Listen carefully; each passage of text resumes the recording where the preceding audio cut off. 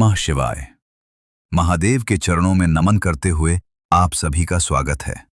आज हम सुनेंगे शिव पुराण की महिमा, एक ऐसा दिव्य ग्रंथ जो हमें जीवन का सत्य, भक्ति का मार्ग और भगवान शिव के अद्भुत स्वरूप से परिचित कराता है।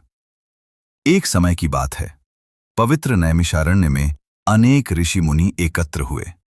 उन्होंने महाज्ञानी सूत जी से विनम्र निवेदन किया, हे मुनिवर, कलयुग में मनुष्य पाप और विकारों में डूब गया है। हमें ऐसा मार्ग बताइए जिससे उसका कल्याण हो सके। सूत जी बोले, हे शौनक, तुम धन्य हो। मैं तुम्हें एक ऐसे दिव्य ग्रंथ की कथा सुनाता हूं जो अमृत के समान है। वह है शिव पुराण। इसके श्रवण मात्र से मनुष्य के पाप नष्ट हो जाते हैं और उसे अंत में शिवलोक की प्राप्ति होती है। एक नगर में देवराज नाम का ब्राह्मण रहता था। वह अत्यंत पापी, दुराचारी और अधर्मी था। एक दिन वह एक शिव मंदिर पहुंचा जहां शिव पुराण की कथा चल रही थी। वह वहीं ठहर गया।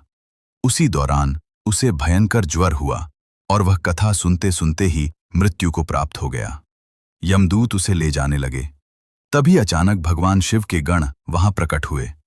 उन्होंने यमदूतों को रोककर देवराज को छुड़ा लिया और उसे सीधे कैलाश ले गए। ये देखकर यमराज भी चकित रह गए। इससे यह सिद्ध होता है कि केवल शिव कथा का श्रवण भी पापियों को मुक्त कर सकता है। एक गांव में बिंदु नाम का पापी ब्राह्मण और उसकी पत्नी चंचला रहते थे। पति के प्रभाव से चंचला भी धीरे धीरे पाप में डूब गई। एक दिन वह गोकर्ण तीर्थ पहुंची जहां उसने शिव कथा सुनी। कथा में पापों के भयंकर फल का वर्णन सुनकर उसका हृदय कांप उठा। वह रोते हुए ब्राह्मण के चरणों में गिर पड़ी और बोली, हे स्वामी, मेरा उद्धार कीजिए। ब्राह्मण ने कहा, पश्चाताप ही सबसे बड़ा प्रायश्चित है। शिव कथा सुनो, तुम्हारे सभी पाप नष्ट हो जाएंगे। चंचला ने श्रद्धा से शिव पुराण सुना, भक्ति की और अपना जीवन बदल लिया। जब उसका अंत समय आया, शिवगण दिव्य विमान लेकर आए और उसे शिवलोक ले गए। ये कथा हमें सिखाती है कि सच्चा पश्चाताप और भक्ति जीवन को बदल सकते हैं। एक समय ब्रह्मा और विष्णु में विवाद हुआ, कौन श्रेष्ठ है। तभी उनके बीच एक अनंत अग्निस्तंभ प्रकट हुआ। दोनों ने उसका आदि अंत खोजने का प्रयास किया पर असफल रहे। तभी उस स्तंभ से भगवान शिव प्रकट हुए और बोले, मैं ही परम सत्य हूं, तुम दोनों मेरे ही अंश हो।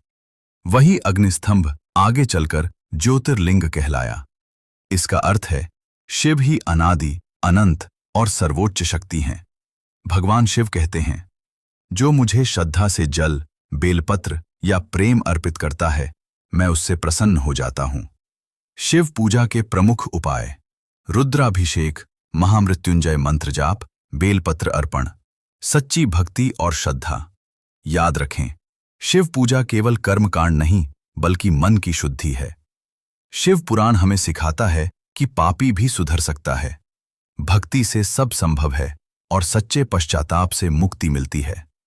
जो व्यक्ति प्रेम और श्रद्धा से शिव कथा सुनता है, वह इस जीवन में सुख पाता है और अंत में मोक्ष को प्राप्त करता है। हर हर महादेव। अगर आपको यह कथा पसंद आई हो तो इसे जरूर साझा करें और जुड़े रहें ऐसे ही दिव्य ज्ञान के लिए।